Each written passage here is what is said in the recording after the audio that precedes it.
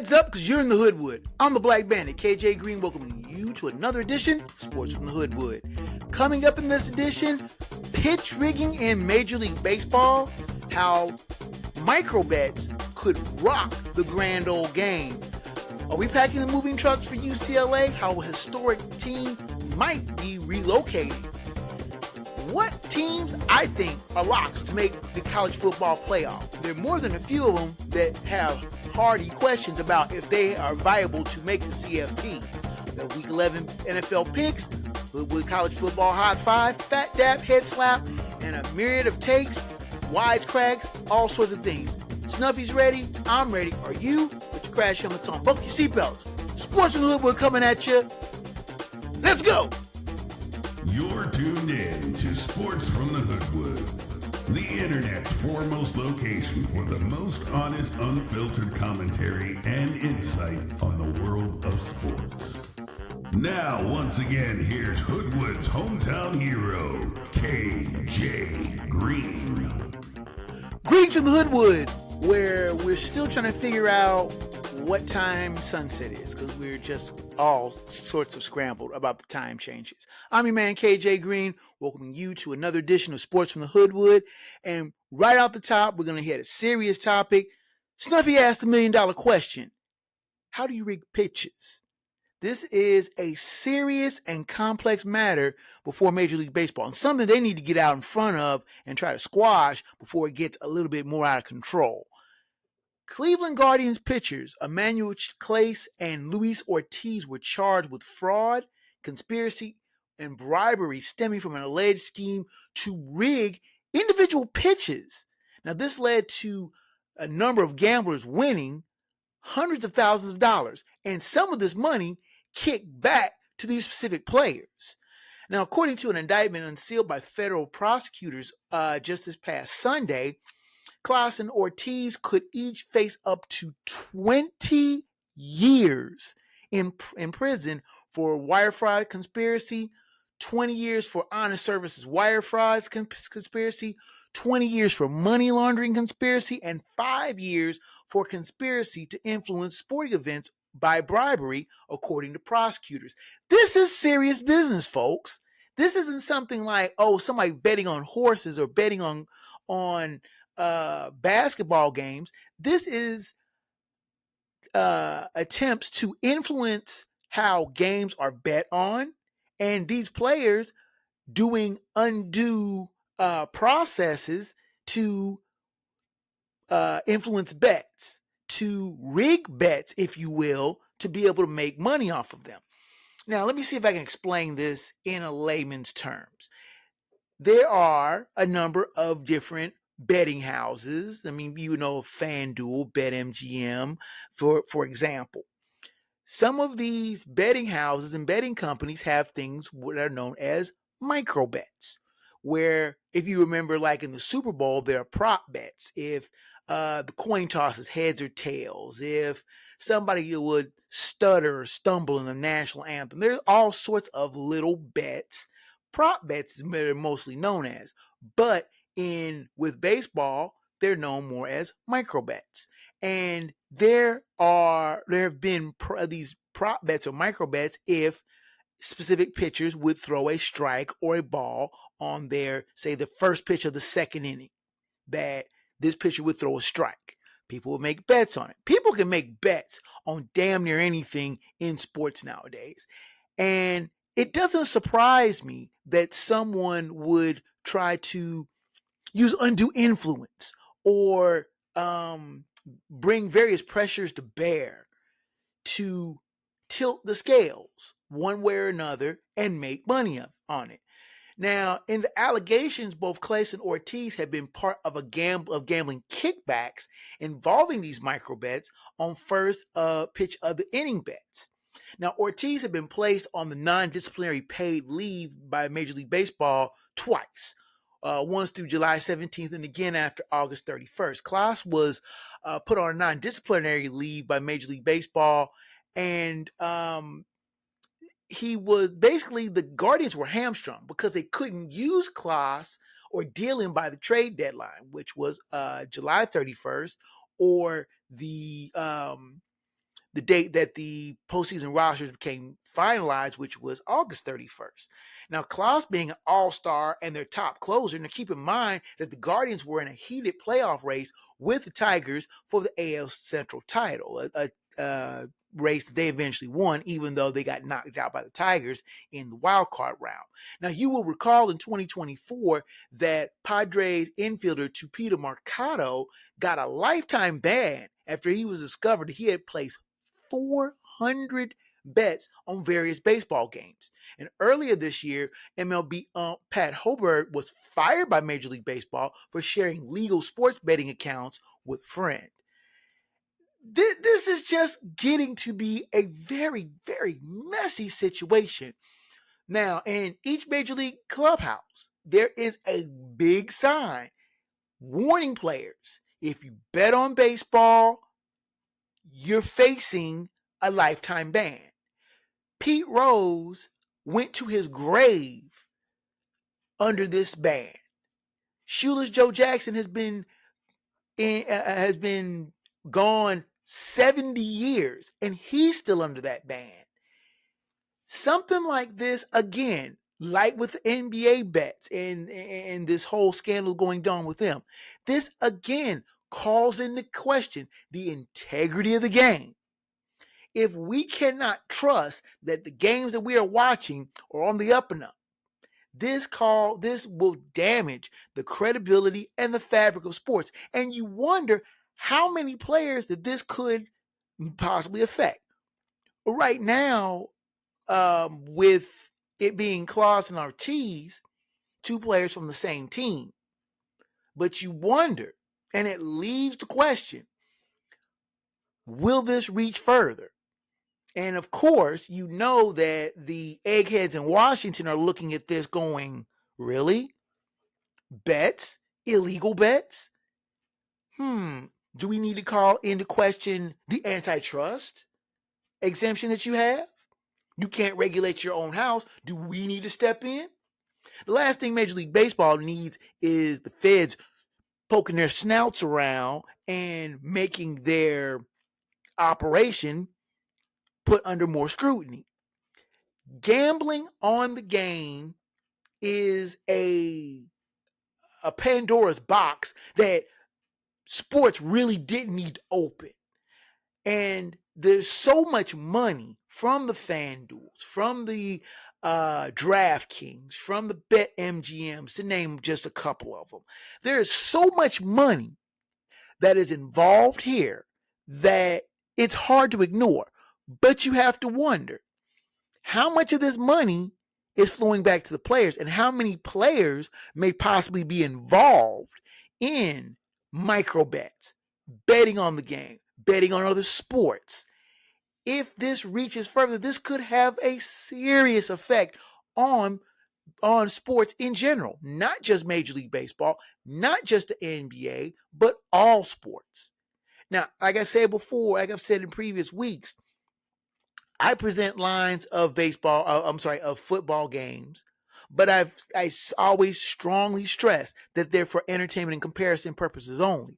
I'm not trying to influence anybody's bets. If you bet the lines, that's on you.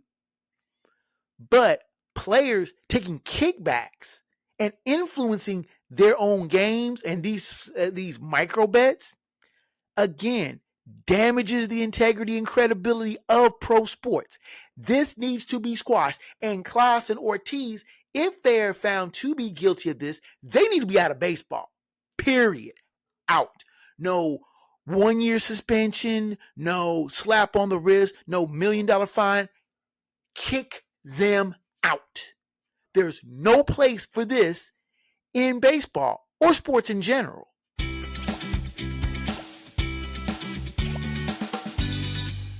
Snuffy says it best. He doesn't like moving, and neither do I, even though I have moved quite a few times in my adult life, even though where I'm staying at, where I'm at now, I've been at 8 years. But I have moved and helped people move enough to know that it sucks. So why is there a possibility that UCLA could be moving its venue? Let me explain. UCLA has been playing at the Rose Bowl since 1982. But they are eyeing a move to SoFi Stadium in Inglewood, California. I looked up the distances, and from the UCLA campus to SoFi Stadium is about 13 miles. Now, I'm not even going to get into times of how long it's going to take because LA traffic is bad. Going to Pasadena, which is northeast of UCLA, is 26 miles. A little shy of double that venue, and it's a lot longer drive. UCLA is looking at this move. Even though they signed a lease with the Rose Bowl that in 2019 that runs through 2044, but they're eyeing SoFi Stadium and going, luxury boxes, better premium seating, premium parking, stuff that we can take on Saturdays as our own. Their neighborhood and conference rival, USC, plays in LA Coliseum, which is in South Central LA. This is the difference between South Central LA, where USC plays at, and UCLA is the Coliseum is just a few blocks from the USC campus. Now, USC is a gated campus, but UCLA is in kind of the burbs. I'll try that again. USC is in South Central LA, but it's a gated community. But USC is very close to its home venue. UCLA going to Pasadena is a whole longer drive. But again, we're looking at the venues, and we're looking at the way things are set up. UCLA is trying to make a money grab, plain and simple. They're looking at the money that other teams are making off their venues, and they're not drawing at the Rose Bowl. The last 5 seasons have been the 5 worst in attendance-wise for the Bruins at the Rose Bowl. The Bruins draw less than 32,000 at the Rose Bowl. Rose Bowl seats a little over 90,000, so they're barely even making a third of capacity. Just in comparison, my beloved alma mater, the University of Cincinnati, and their venue, Nippert Stadium, seats a little under 40,000. They are selling the place out. Now you're saying different team, different times. UCLA isn't good. UC is. What's the big deal? UCLA is just not drawing. They've got a mediocre team, and they're looking for ways to make money in this era of NIL. What better way to do it than to be in a nice, shiny venue? This was the venue that drew the Rams back to LA from St. Louis. This is the venue that drew the Chargers 100 some odd miles north from San Diego.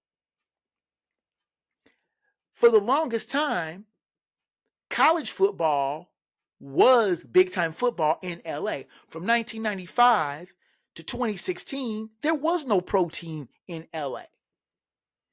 The media markets knew the best games were going to be shown in LA because there was no pro team, and LA is the number 2 media market in the country. So the games at 10 and 115 were always going to be carefully cultivated to be the best games. When the Rams moved back to LA, when the Chargers moved back to LA, because they originally started the Chargers actually started in LA in 1960, played 1 season in LA, and then went to San Diego, where they played for almost over half a century before moving back to LA. But you had not 1, but now 2 teams in the LA market. You have 2 teams in the same venue in SoFi Stadium, which is, by most accounts, one of the better venues in the NFL. It's already hosted a Super Bowl. It's considered one of the premier venues. UCLA is looking at that. They're looking at those luxury boxes, which the Rose Bowl doesn't have. They're looking at that venue going, contemplating a move. Now, of course, this is a move that is not being taken lightly by the city of Pasadena and the Rose Bowl venue. City of Pasadena is looking at losses at close to or over $1 billion. Lost revenue that you just can't make up, because there's not going to be another pro team that's going to play there. USC is not going to move all the way, play its games all the way up the Rose Bowl. That's going to be a venue that you're just going to see one game a year play, the Rose Bowl. This is a sticky situation for the city of Pasadena, for the Rose Bowl venue. And for UCLA, they're packing up the moving trucks and saying, you know, it is what it is. It's a sad situation, to say the least, and a very messy one to boot. Let's take a time out. Come back with more crazy hot takes. You never know what I'm going to be coming up with. Sports from Hoodwood comes back at you after this. Is today your last day on Earth because you are being deployed to space tomorrow? Have you just turned 18 and you're ready to get out of your parents' house? Has your granddaughter gotten her boyfriend pregnant? Whatever your reason, you need us at GottaGetMarriedNow.com. We specialize in last-minute weddings. Active duty, military veterans and retired discounts are available. Visit us at GottaGetMarriedNow.com. You're tuned in to Sports from the Hoodwood, the internet's premier destination for no-nonsense commentary, thorough analysis, and logical insight on the world of sports. Now here's the man that Wikipedia and Google call for sports fact checks, your host, KJ Green. You are back in the Hoodwood. My name is KJ Green, and let's shift gears. We were talking about UCLA moving, but let's look at college football and the college football playoff. What teams, I think, may be locked to make the 12-team field? Now, of course, you have your usual suspects. Ohio State, the defending champs, who just look like they're mad at everybody, feel like they're getting no respect, and they're just slapping teams around and have looked pretty bored for the past 3 months. They're basically saying, wake us up when the CFP draws in and tell us where we need to go. They're going to make the field. They're the number one team, and barring an epic collapse, which I don't see happening, they should make the 12-team field, if not get a bye.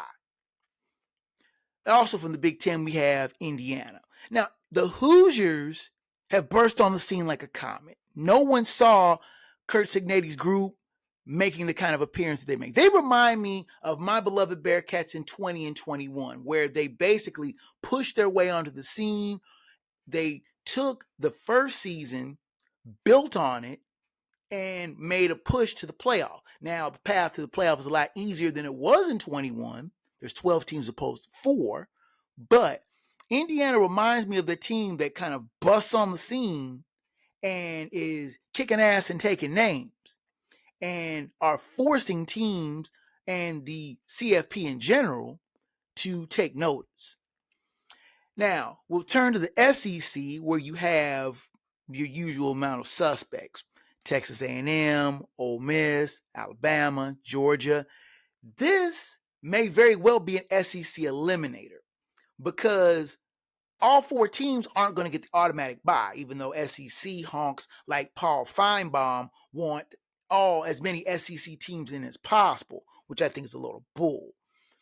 Texas A&M, legit. Georgia, legit. Alabama, they didn't make it last year. You don't think they're going to leave them out 2 years in a row. Legit. Ole Miss, decent. Legit, possibly. But all of these teams, aforementioned teams, all 4 of them have rivalry games at the end of their respective schedules. Texas A&M will be looking at the Longhorns. Ole Miss will be looking at Mississippi State in the Egg Bowl. Alabama has Auburn in the Iron Bowl. Those are all conference games. Any of those teams take a loss in that, their playoff chances start to get a little shaky. They're all jockeying for those coveted bye weeks. And then Georgia will be looking at Georgia Tech. Now, Georgia Tech is a team that's looking to try to get itself back into the good graces of the CFP after taking an abysmal loss to NC State. That Georgia Tech game from last year was epic. 8 overtimes. And you can bet your bottom dollar that these two teams are going to have a lot to say to each other concerning this game and who could be going to the CFP playoff. Jumping back to the Big Ten, we're looking at Oregon. Now, after winning in Iowa City, they still don't have a clear path to the Big Ten title game as OSU and IU are barring their way. Oregon needs OSU or Indiana to take a loss so they can maybe be able to slide into the Big Ten championship game and have a clearer path to the CFP. I still think Oregon has a way to get in. I think that they could be one of 3 teams to get into the CFP from the Big Ten.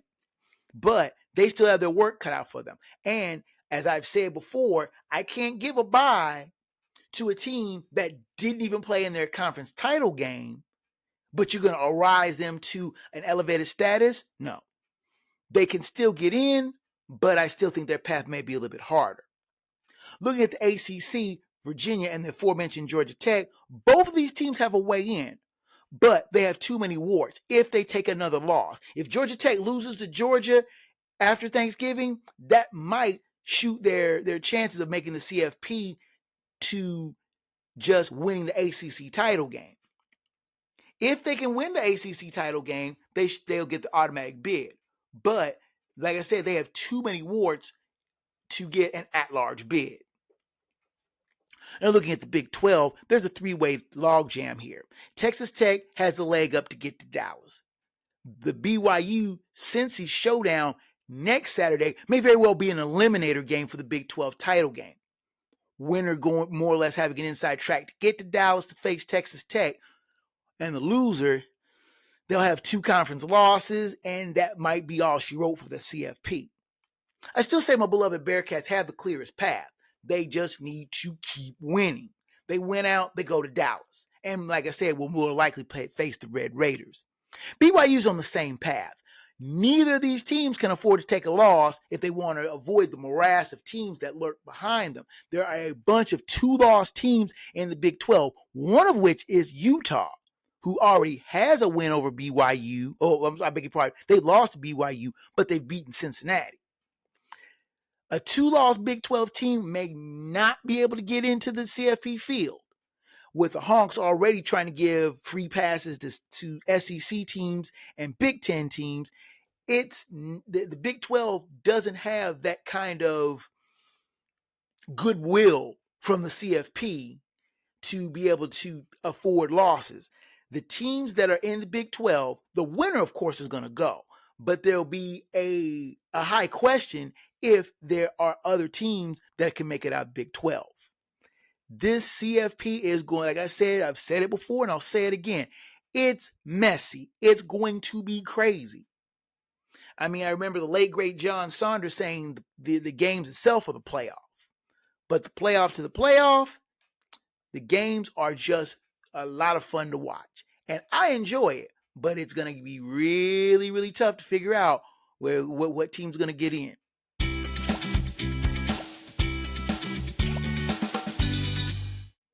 With November comes the Major League Baseball major awards, and there was no real surprises in this. And the Cy Young voting, Tarik Skubal of Detroit and Paul Skeens of Pittsburgh, runaway winners for the AL and NL Cy Young. Skeens winning it unanimously. I mean, 10-10, but he was 1.97 in ERA for Skeens. He was dominant for a bad Pirates team, but he was well deserving of the Cy Young Award. Nick Kurtz of the Athletics outpacing his teammate Jacob Wilson for the AL Rookie of the Year. Drake Baldwin of Atlanta winning the NL Rookie of the Year award.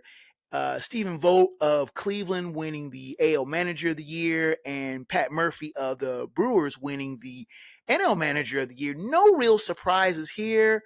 But the beef that I have, and Snuffy is right there with me for the most valuable players. Shohei Ohtani winning his 3rd most valuable player. He won one 2 years ago in the AL, and he's won the last 2 in the NL. No question there. But Aaron Judge repeating as most valuable player over Cal Riley. Make it make sense. Cal Raleigh hit 60 home runs and carried the Mariners on his back as a switch hitting catcher. And he doesn't win the most valuable player. Now, I got no beef with Aaron Judge. I think he's a good kid. He won the most valuable player award last year. But if you take Aaron Judge off the Yankees, they're still a decent team. You take Cal Raleigh off the Mariners, they're a 500 team at best. I know they've got some good players on that squad, but Cal Raleigh was the glue. He was, and I think should have won the most valuable player in a walk. Aaron Judge wins his third MVP, and I have a real problem with that. I mean, the numbers, and the numbers are all over the place. And I'm not really, I just have a problem with that because I think Cal Raleigh was the better player overall. I think he carried the Mariners and was, in the clinical sense of the term, most valuable to his team and the best player, I think, in the American League. Snuffy says it best. Our pal Cal was robbed. Let's take a time out, come back with week 11 of the NFL regular season. We had a so-so week, but it wasn't a losing week, so we will try to improve on that. Sports from the Hoodwood comes back at you after this.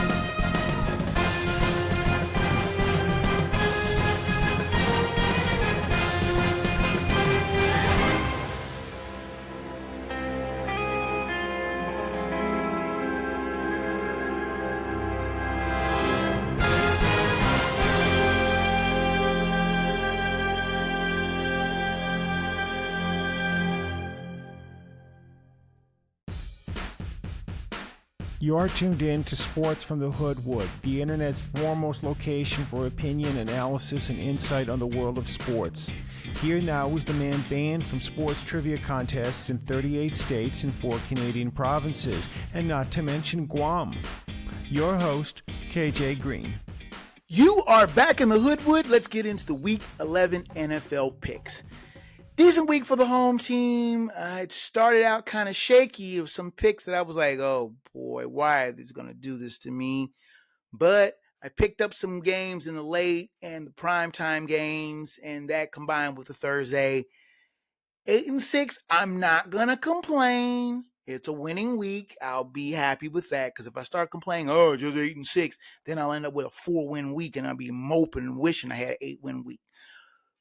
But things are looking up, so with the endeavor to improve my lot, I present to you the Week 11 NFL picks for your perusal, review, and approval. The lines are provided by ESPN Bet and are for entertainment and comparison purposes only. If you bet the lines and lose the Thanksgiving turkey money, that's on you. Don't come to my house looking for turkey and giblets because I can't help you. We have two teams on bye, the 8-2 Colts, who defeated the Falcons 31-25 in overtime in Berlin, and the 2-8 Saints, who defeated the Panthers 17-7, are on their respective byes. All times are in Eastern Standard Time. Do check with the fine folks at 506sports.com for a comprehensive map of the games that are being shown in your area. Let's go to the games of Sunday, November 16th. Again, all times are Eastern Standard. We will start out with our final international game. Thank goodness. between the 3-7 Commanders and the 3-7 Dolphins at Santiago Bernabeu Stadium in Madrid, Spain. 9:30 a.m. kickoff on NFL Network. Dolphins are 2.5-point favorites. Last week, the Commanders lost to the Lions 44-22, while the Dolphins defeated the Bills 30-13. These are two teams that have more or less fallen on hard times. The Commanders, of course, with Jaden Daniels out with a bum elbow, and the Dolphins just being out, period. Though they did bounce back strong to whip the Bills before a shocked and stunned home crowd in South Beach. Now that these 12 teams head to the Spanish Pampas to face off in this year's final international game, it's toss-up. Be perfectly honest, both teams are not going to impress with their offense or defensive prowess. I think the Spanish people are going to be looking at this like, what did y'all put this on for us? This is going to be, like I said, a coin toss game. I'm just going to flip a coin and go with the Dolphins. Pick here is Miami. Returning to the mainland, we will start off with the 3-6 Bengals taking on the 5-4 Steelers at Acrisure Stadium in Pittsburgh. 1 o'clock kickoff on CBS. The Steelers are 5.5-point favorites. Last week, the Bengals were on their bye, while the Steelers lost to the Chargers 25-10. Figure out these two teams at your own risk. The Bengals thankfully had a bye last week, and they were 10-point underdogs to the bye week. But jokes aside, this team's defense is porous.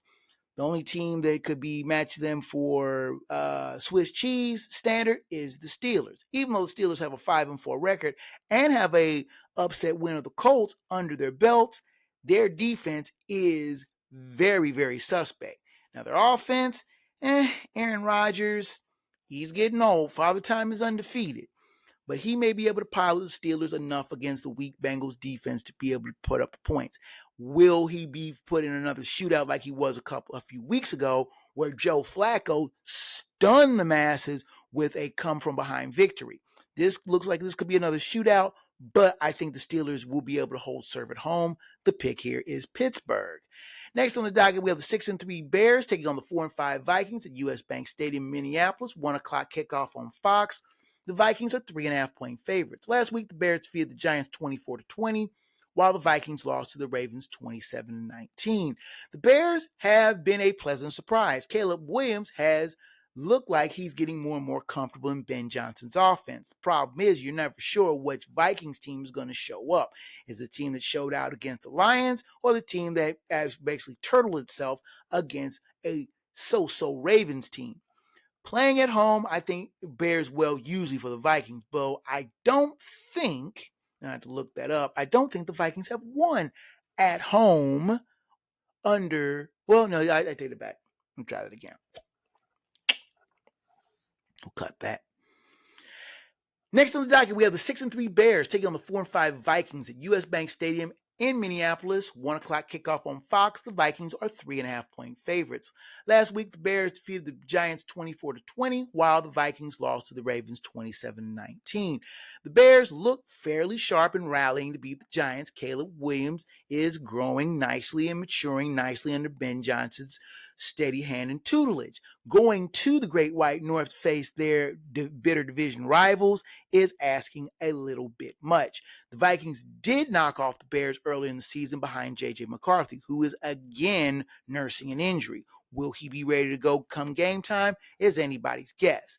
The Bears are looking better, but you're never sure which team is going to show up. Same thing with the Vikings. Was that the team that showed out against the Lions or the team that turtled against the Ravens? You're never really sure. I'm going to hate myself in the morning, and I'm going to hope that the team that played against the Lions is the one that shows up at home and they finish a sweep of the Bears. I'm going to regret this. The pick here is Minnesota. Next on the docket, we have the 7-3 Chargers taking on the 5-4 Jaguars at Everbank Stadium in Jacksonville. 1 o'clock kickoff on CBS. The Chargers are 2.5-point favorites. Last week, the Chargers defeated the Steelers 25-10, while the Jaguars lost to the Texans 36-29. The Chargers looked sharp in beating down the Steelers on Sunday Night Football. They head to Duval to take on the Jags, who absolutely fell apart against their bitter divisional rivals in the Texans in Houston. An inexcusable loss. You have the team down, they're ready to quit, and you literally give away the game that you should not have given away. The Chargers are looking a lot better under Justin Herbert. I think their offense is capable of putting up a decent amount of points. The Jaguars defense is suspect, to say the very least. I don't think the Jaguars, even at home, are going to be able to hold off a Chargers team, even with the Chargers team heading east for an early game. I think the Chargers are the better team. The pick here is the LA Chargers. Next on the docket, we have the 6-3 Buccaneers taking on the 6-3 Bills at Highmark Stadium in Orchard Park, New York. 1 p.m. kickoff on CBS. The Bills are 5.5-point favorites. Last week, the Buccaneers lost to the Patriots 28-23, while the Bills lost to the Dolphins 30-13. Both of these teams are playoff contenders, but both of these teams came off of embarrassing losses in Florida. The Buccaneers losing at home to the Patriots in a tight game, while the Bills just got slapped around by the Dolphins, a team they weren't expecting to get slapped around by on the road. Can the Bills bounce back? I think that both these teams needing a bounce back, I think the Bills need it a little bit bigger. Josh Allen and James Cook are carrying this team, but it seems like the wide receiving is a little bit suspect for the Bills, and the running game can be up and down, even though James Cook is having a solid season. I think that that Cook bounces back solid against a good Bucs defense and grinds out enough yards, and the Bills be able to pull out a tight, taut victory. The pick here is Buffalo. Next on the docket, we have the 4-5 Texans taking on the 1-8 Titans at Nissan Stadium in Nashville. 1 o'clock kickoff on Fox. The Texans are 6.5-point favorites. Last week, the Texans defeated the Jaguars 36-29, while the Titans were on their bye. The Texans rallied smartly to defeat the Jaguars at home, and they head to Music City to take on the woeful Titans. Titans are just a bad team. Cam Ward, he's trying like a scout, but he is getting beaten up all over the place. And the Texans will take advantage with their solid defense to get back to the 500 mark. The pick here is Houston. Next on the docket, we have the 5-5 Panthers taking on the 3-6 Falcons at Mercedes-Benz Stadium in Atlanta. 1 o'clock kickoff on Fox. The Falcons are 3.5-point favorites. Last week, the Panthers lost to the Saints 17-7, while the Falcons lost to the Colts 31-25 in overtime. This game is going to confound me. You don't know which team is going to show up. The Panthers looked so sharp against the Packers, but they blew tires against the Saints, a woeful team, and got battered by the Bills. They head on the road to face a Falcons team who you really don't know which way to take them. Are they rebuilding? Are they trying to get behind Michael Penix Jr.? Are they going to go to Kirk Cousins to try to salvage their season? It's getting away from the Falcons, and it's not looking good. But something tells me, and I'm probably going to hate myself for this in the morning, something tells me the Panthers are looking like, I said the Panthers were a good team. I thought that they were building something, but I can't trust them. And I trust the Falcons even less. This is a coin toss. Tough game to figure.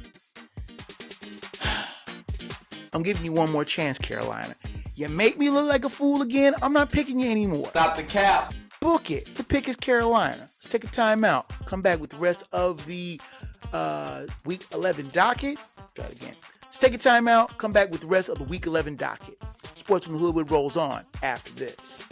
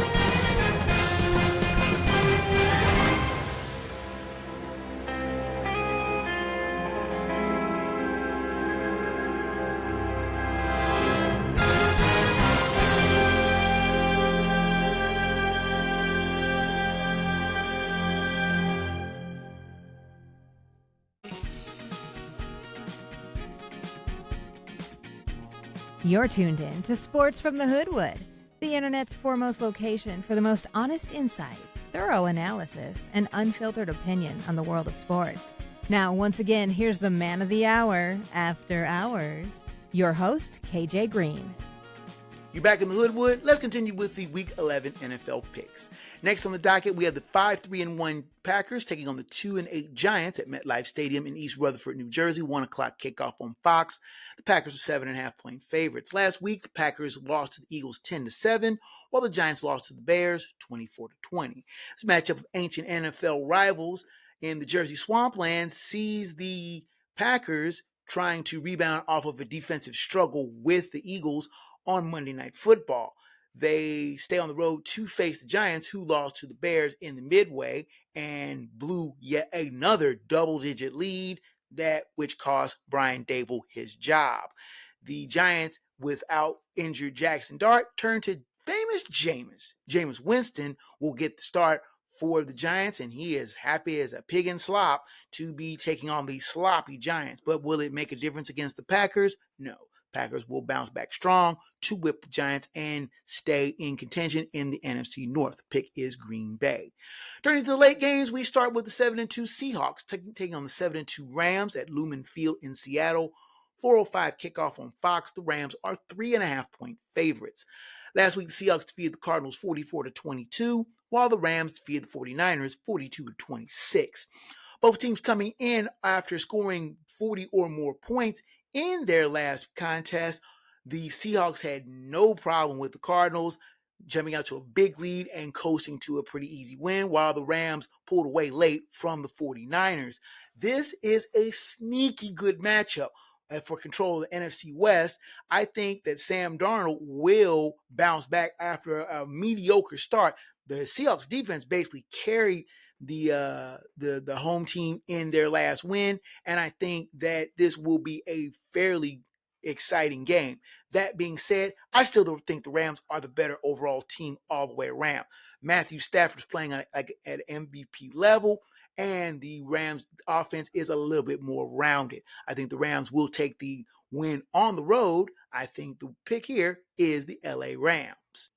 Next on the docket, we have the 6-3 49ers taking on the 3-6 Cardinals at State Farm Stadium in Glendale, Arizona. 4:05 kickoff on Fox. The 49ers are 2.5-point favorites. Last week, the 49ers lost to the Rams 42-26, while the Cardinals lost to the Seahawks 44-22. The way these two teams are hard to figure out. Now, Brock Purdy's going to be returning to the starting helm for the 49ers, taking over Mac Jones. Mac Jones! But it seems that the 49ers offense hasn't really missed a beat with Jones starting, but Purdy is the man that they want at the helm. Taking on the Cardinals, who are an up-and-down team as ever there was one, whose porous defense gets leakier and leakier by the second, you think this is going to be a 49ers walkover, but you'd be wrong. The 49ers struggled mightily with the Cardinals back in September, only eking out a 1-point victory. I think the 49ers are trying to stay hot on the heels of the Rams and Seahawks and trying to stay in the wild card race. They have no time for the quibble with the Cardinals, who are basically waiting for it all to be over. Though I think the Cardinals may play them tough, I think the 49ers should win, pulling away late. The pick here is San Francisco. Next on the docket, we have the 4-5 Ravens taking on the 2-7 Browns at Huntington Bank Field in Cleveland. 4:25 kickoff on CBS. The Ravens are 8.5-point favorites. Last week, the Ravens defeated the Vikings 27-19, while the Browns lost to the Jets 27-20. Let's just call a spade a spade. The Ravens are ascending fairly quickly under the stewardship of a healthy Lamar Jackson, while the Browns are, well, let's just put it bluntly, they're the Browns. They are not looking good. Their offense is pathetic. Dylan Gabriel is a mess, and we are begging Kevin Stefanski, give Shador a shot.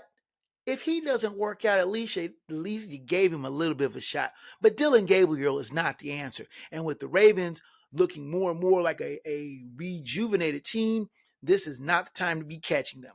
I think the Ravens win fairly easy. The pick here is Baltimore. Next on the docket, we have the 5-4 Chiefs taking on the 8-2 Broncos at Empower Field at Mile High in Denver. 4:25 kickoff on CBS. The Chiefs are 3.5-point favorites. Last week, the Chiefs were on their bye, while the Broncos defeated the Raiders 10-7. Another sneaky good game on the late docket with control of the AFC West in the balance. The Chiefs need this win badly. If they let the Broncos get a 3.5 game lead on them in the AFC West, that race will be more or less over. And the Chiefs having any kind of shot at getting back to the Super Bowl or any kind of home game in the playoffs will go bye-bye. The Broncos are playing strong with Bo Nix, but they looked ragged against the Raiders last week. And I want to believe in Bo Nix. I really do. And I think that the Broncos have a strong enough defense to give the Chiefs trouble. But the Chiefs have been here before, and they've been in big games before. And they're the favorite on the road. Think about that. As much as I would love to sneak in Denver as no, stop it. I'm going to throw it right here. I'm going to put it right here. The Chiefs are the favorite, but the game's in Denver, and I think the Broncos are ready to make that statement. That's why I'm going to put Denver as the Hoodwood upset of the week. Turning to the Sunday night game, we got a good one. The 6-3 Lions taking on the 7-2 Eagles at Lincoln Financial Field in Philadelphia. 8:20 kickoff on NBC and Peacock. The Eagles are 2.5-point favorites.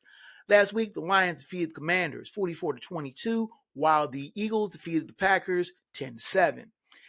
This is probably one of the best games of the week. The Lions bounced back strong to whip the Commanders in D.C., now head to the city of brotherly love to take on the Eagles, who grinded out a tough, grimy game against the Packers, something I said was going to happen.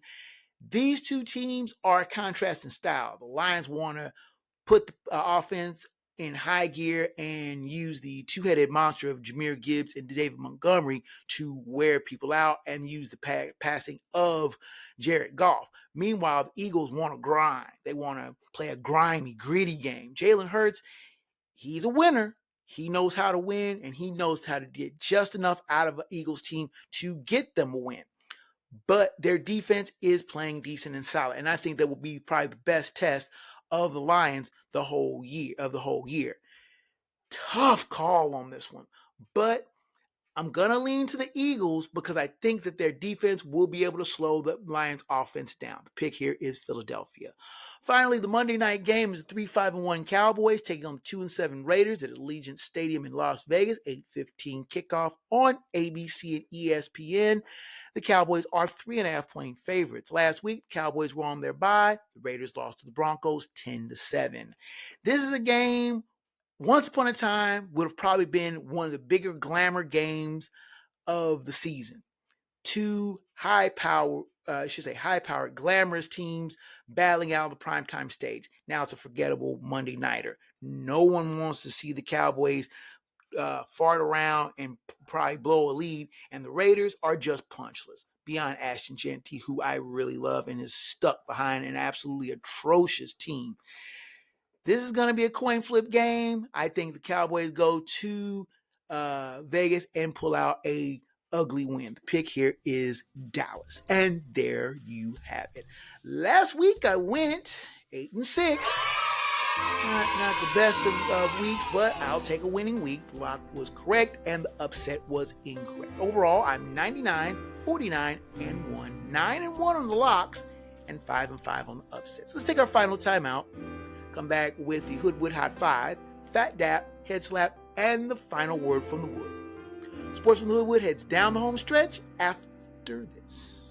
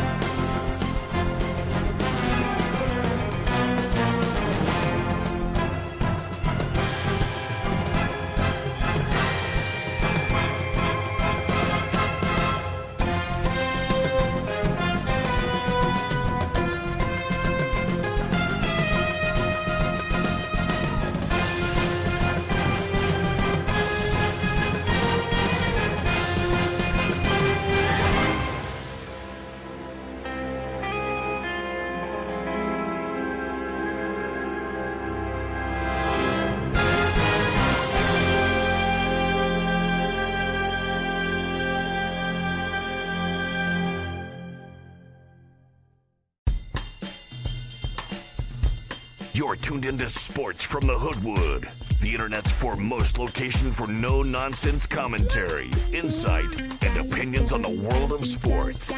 Here now live in living color, black by popular demand, your host, KJ Green. Rounding third and headed for home here in the Hoodwood, we'll finish up strong with the Hoodwood Hot 5, Phat Dap, Head Slap, and the final word from the wood. After much begging, pleading, and weeping and gnashing of teeth from our constituents, we're finally putting out the top 5 college teams as determined by me. Hoodwood Hot 5 from 5 to 1 in reverse order. There, I don't have any particular voting mechanisms or prejudices or anything. I just find the top 5 teams that I think are the best in the country. Unfortunately, right now, there's only 2 conferences that have the 5 best teams, so let's go from 5 to 1. Our number 5 ranked team here is Georgia. The Bulldogs last week defeated the other Bulldogs in the conference, Mississippi State, 41-21. Their next game is Saturday against Texas, 7:30 Eastern on ABC. Our 4th ranked team is the Alabama Crimson Tide. They defeated LSU 20-9. Their next game is against Oklahoma, also on ABC. That's a 3:30 kickoff in Tuscaloosa. Our number 3 ranked team in the Hoodwood Hot 5 is the Indiana Hoosiers. The co-leaders of the Big Ten defeated Penn State 27-24 on an absolutely phenomenal catch at the end. That was some kind of game. And I thought Gus Johnson of Fox was going to have a stroke calling that last play, but he didn't. He just shouted himself hoarse. Their next game is against Wisconsin in Bloomington. That's a noon kickoff on Big Ten Network. Our number 2 team in the Hoodwood Hot 5 is the Aggies of Texas A&M. They defeated Missouri 38-17. Their next game is in College Station against South Carolina. That's a noon kickoff on ESPN. And our number 1 team is undoubtedly, without question, the Ohio State Buckeyes, who more or less sleptwalked through their game against Purdue, defeating them 34-10. Their next game is Saturday night under the lights at the Horseshoe against UCLA. That's a 7:30 kickoff on NBC. So I don't have any teams that have fallen out because this is an initial top 5. We'll continue to do the top 5 of these teams for the rest of the month and December. That's my top 5. What's yours?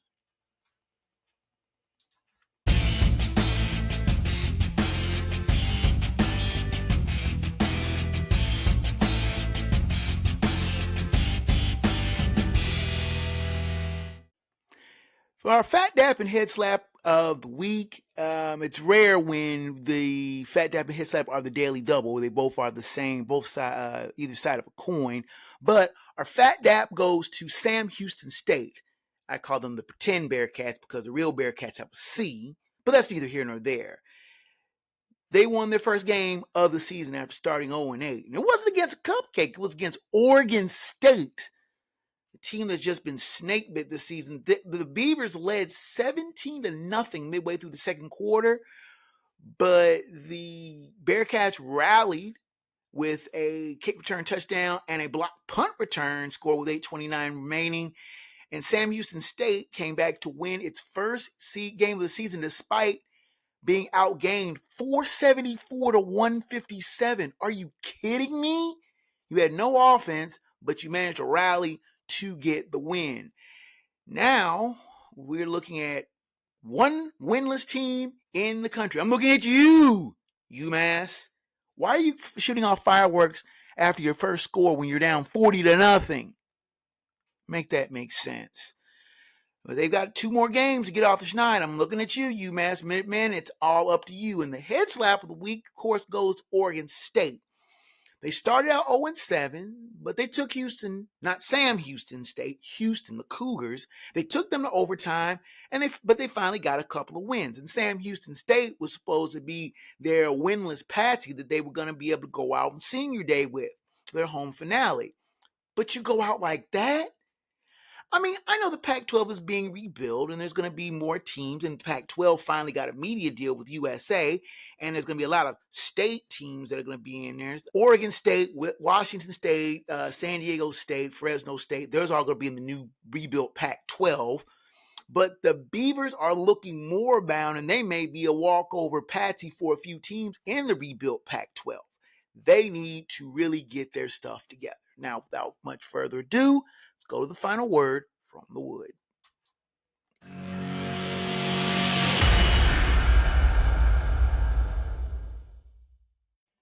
Now, usually I stay out of politics. I don't try to bring my political views into the Hoodwood, but on something of this nature, when it crosses sports lines, I have to at least throw in my 2 cents.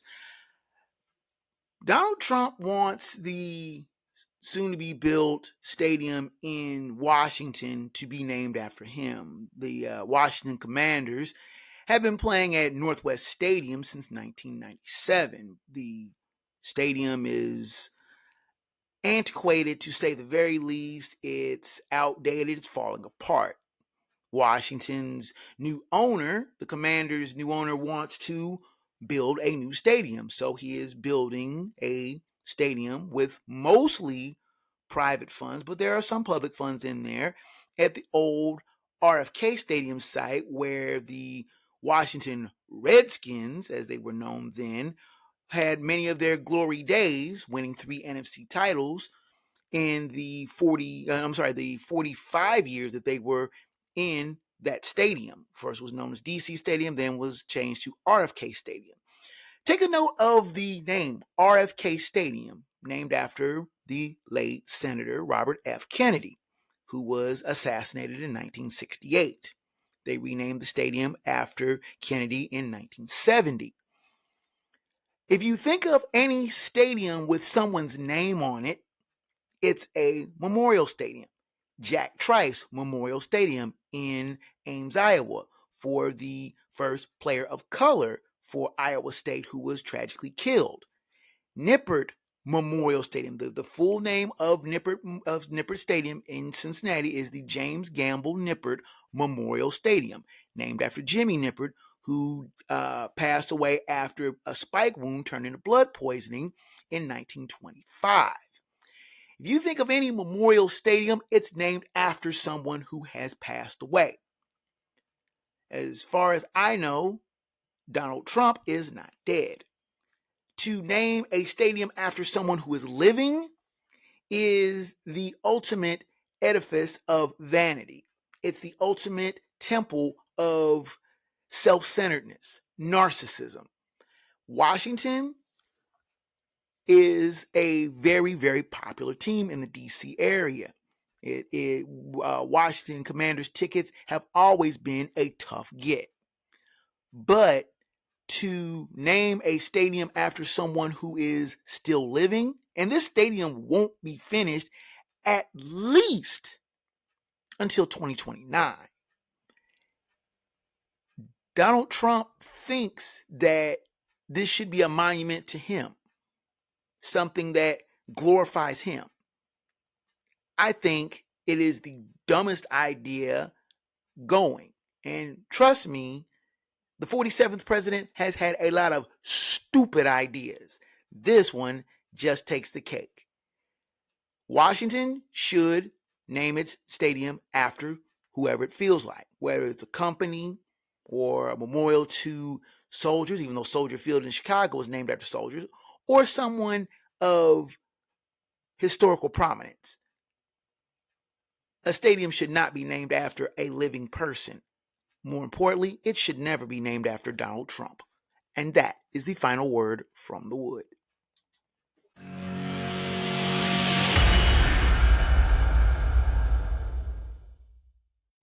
Now, with the music coming up in the background, you know that means that your time here in the Hoodwood is just about done, and I thank you so much for your visit. Now, the show's email is kjgreen@sportsfromthehoodwood.com. Please send me emails regarding show topics, both past and future, questions, comments on the show, and both praise and criticism. I welcome your correspondence, and we'll try to get back with you in a timely manner. Now, the show's website is sportsfromthehoodwood.com, which has a back catalog of the show dating back 13 years in both audio and video form, so you can check that out if there are any shows that you may have missed. You can join the debate and conversation on the Sports from the Hoodwood page on Facebook, which also has a video podcast simulcast, as well as other topics, funny stuff that I find on the web plenty of great sports debate and lots more. We have a lot of great contributors, and you can be one too. I post often and respond to member posts frequently. Now, the video versions are also on YouTube. Please hit that subscribe and smash that like button for more great content. You can also find some of my quick takes and Hoodwood Hot takes on Hoodwood Shorts on the same page. Then the link to the podcast is also on the show's Blue Sky feed at hoodwoodsports.bsky.social. Has a host of interesting stuff to find there. Your correspondence with the show is encouraged, and we do respond back, so like and follow there as well. Now, the audio version is on Spotify, Amazon Music, iHeartRadio, Pandora, Samsung Podcast, Apple Podcasts, and a host of other fine podcast platforms and providers. If the Hoodwood is not on your favorite, please do ask for it. Drop me a line, and I'll see what I can do to get it there. We've expanded our podcast availability thanks to your correspondence. As always, special thanks to Rage Pictures for providing both production assistance to the show and website. So that's it from the Hoodwood, ladies and gentlemen, boys and girls. Until next time, fellow sports fans, I'm merely Bev's son, KJ Green, 30.